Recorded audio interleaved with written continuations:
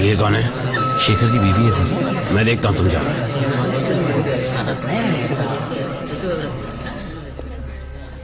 ये क्या है जी? ये जो तुम्हारे हाथ में है क्या है? ओह,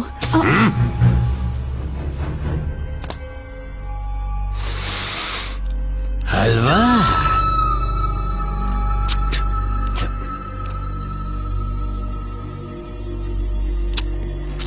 वाह, दिल खुश हो गया।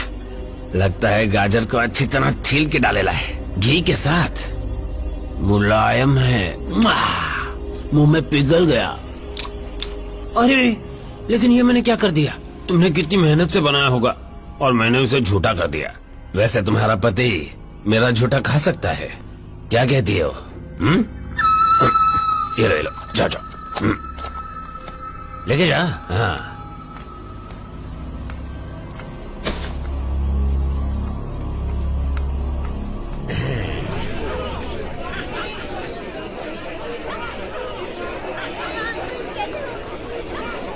मधु, मधु, शेखर, मधु, मधु, मधु, मैं यहाँ हूँ।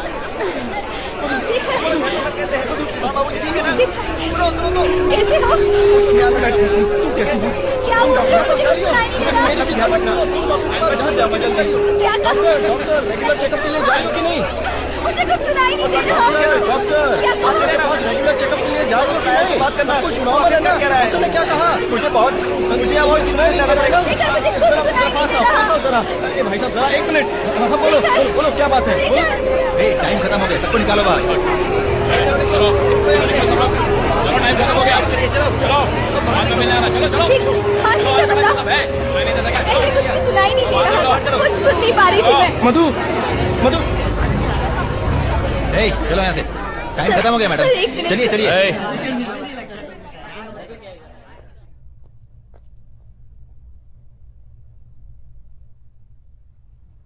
मेरी चिंता मत करो मधु, तुम बस अपना ख्याल रखो। लेकिन बताओ तो सही, तुम्हारे साथ क्या हुआ?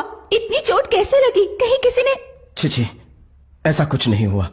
मैं बस टॉयलेट साफ करते वक्त नीचे गिर गया। मुझे धीरे धीरे यहाँ की आदत हो जाएगी, तुम उसकी चिंता मत करो। तुम बस अपना ख्याल रखो प्लीज। नहीं, हम एक अच्छा वकील ढूंढेंगे और हाई कोर्ट में अपील करेंगे। मैं तुम्हें इस हाल में नहीं देख सकती। सुनो मधु, थोड़े टाइम के लिए केस को भूल जाओ। हमारा वेंकटप्पा कैसा है, उसका ठीक से ख्याल रख रही हो ना? अब जाओ मधु, काफी टाइम हो गया है। इन लोगों को बात करने की तमीज नहीं है। वेंकटप्पा का ख्याल रखना।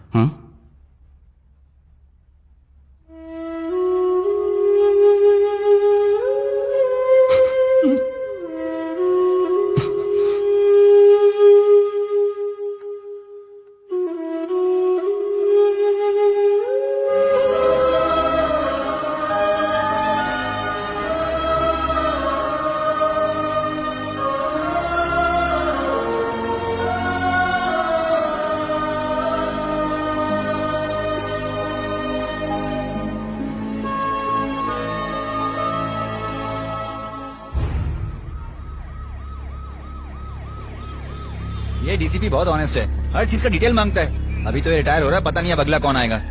एमएलए वाले इंटरव्यू को हमने शूट कर लिया है, वो बिटा कैसेट में है, बॉस को दे देना, ठीक है? मैं डीसीपी साहब से मिलने आई हूँ। मैं बाद में फोन करती हूँ। तुम शेखर की बीवी हो ना? जी हाँ। हाय, आई एम गीता। मेरा नाम मधुरिमा। यहाँ कैसे? सॉरी गीता, ज्यादा रुकना तो नहीं, नहीं नहीं पड़ा। सर, कोई बात प्लीज नहीं। बैठो। ये कौन है? ये मधु है सर, नमस्ते। शेखर की बीवी। वही सर जिसको दिवाकर और नागेश ने गिरफ्तार किया था। हाँ हाँ, वो केस तो बंद हो गया, उसे सजा मिल गई है, वो मुजरिम साबित हो गया। लेकिन सर, मधु से बात करने के बाद मुझे ऐसा लगता है कि वो बेगुनाह है। अगर एक बार आप भी इसकी कहानी सुन ले तो।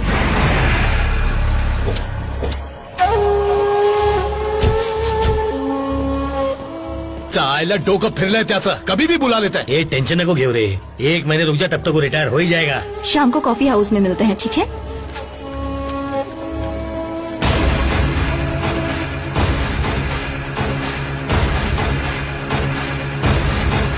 गुड मॉर्निंग साहब। Good morning. Morning sir. Take your seat. हम लोग ठीक है साहब। सर आपने बुलाया, कोई खास बात? एक बात बताओ मेरे शेरों, तुम्हें शेखर के बारे में टिप किसने दी थी? साहेब काय नाव होतं त्याचं? क्या हुआ, नाम भूल गए? नहीं सर, इन्फॉर्मर बादशाह ने। बादशाह ने? बादशाह, मैं बादशाह से मिलना चाहता हूँ। पण साहेब वो शहर में नहीं है साहब। तो क्या वो वापस नहीं आएगा? उसे फोन करो और जल्द से जल्द यहाँ बुलाओ। मैं उस बादशाह से मिलना चाहता हूँ। मला वाटत नाही ये डीसीपी हम लोग को छोड़ेगा। समझ में नहीं आ रहा कि वो हम पर शक क्यों कर रहा है। अच्छा आयला, वो शेखर की बीवी आई थी ना, तू टेंशन घेऊ नको। बादशाह इनके रिटायर होने तक उन्हें नहीं मिल पाएगा। चल मी सांगतो आता काय करायचंय। ओके, देखो मधु, उसे सजा हुई है इसका मतलब केस बंद नहीं हो जाता। जब लोग गुनाह करते हैं तो सरकार उन्हें सजा देती है, मेरा मतलब कानून। लेकिन जब सरकार गुनाह करती है तो उन पर सवाल उठाने के लिए संस्थाएं होती हैं। For example human rights, civil liberties, women's rights commission और कई सारी। अगर हम ये बात उनके सामने करें तो शायद वो हमारी मदद कर सकते हैं। इसमें थोड़ा वक्त लग सकता है, लेकिन तुम हौसला जरूर रखना मधु।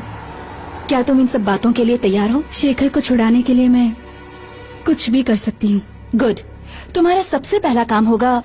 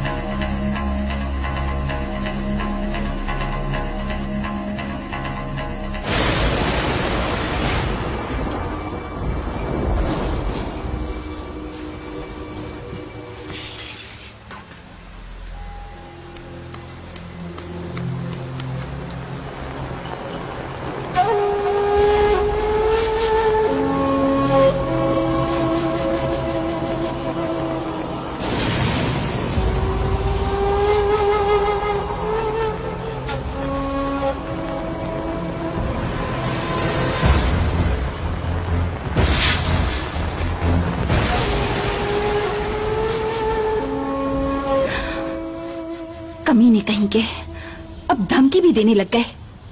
मुझे लगता है इन संस्थाओं से कोई काम नहीं होने वाला है। हमें कुछ और ही सोचना पड़ेगा।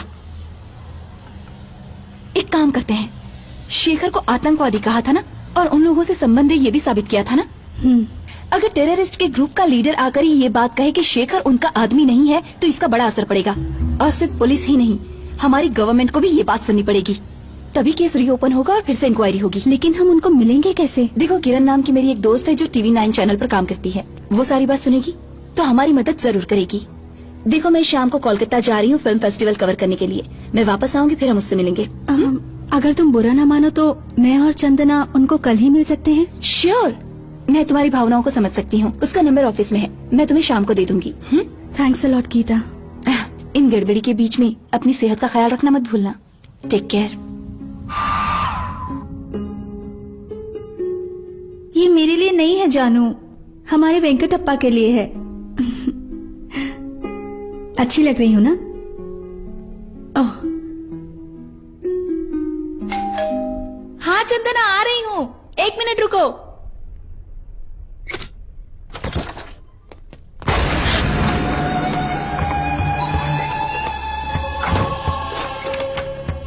तुम लोग यहाँ क्यों आए हो? चले जाओ यहाँ से। हम तो चले जाएंगे, लेकिन तुम कहाँ जा रही हो? आतंकवादियों से मिलने?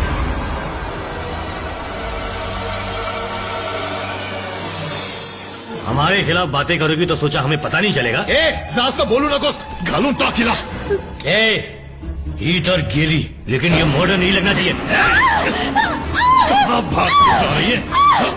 गैस ऑन करके जला देते हैं। अबे 90% लोग जलने के बाद भी बच जाते हैं। जला देगा कहता है तो इसके चेहरे पे एसिड डाल देते हैं। अबे सुसाइड केस लगना चाहिए। एसिड डालने के बाद अगर ये बच गई तो हम दोनों तो लटक जाएंगे। मुझे मत मारो प्लीज।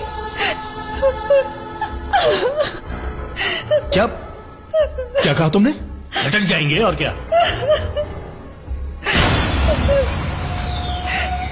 चल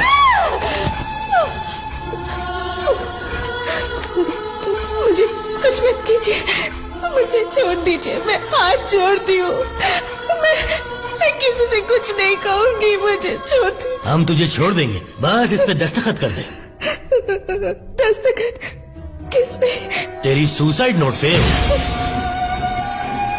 नहीं करूंगी, नहीं करूंगी। हम तुम्हारी लाश से भी सिग्नेचर करवा लेंगे, समझ गई? मुझे ये जानकर शर्म आ रही है कि शेखर एक आतंकवादी है। मैं अपनी जिंदगी से तंग आ गई हूँ और इस समाज में मुंह दिखाने के काबिल नहीं हूँ, इसीलिए मैं आत्महत्या कर रही हूँ।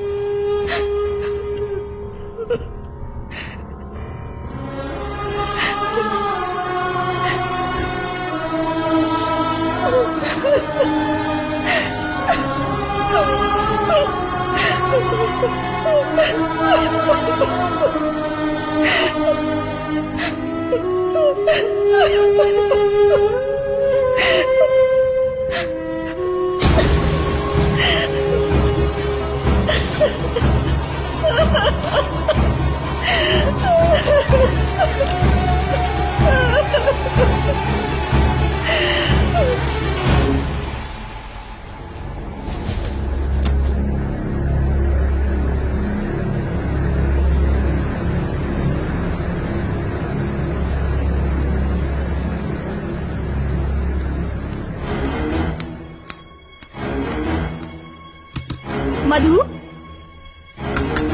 मधु, मधु, मैं चंदना, दरवाजा खोलो। मधु,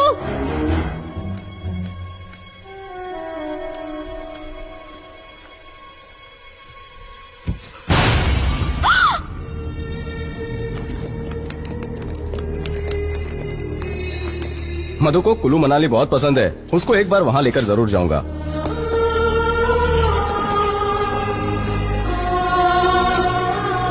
बहुत जिद्दी है वो, जब तक काम खत्म नहीं होता वो किसी को आराम करने नहीं देती है।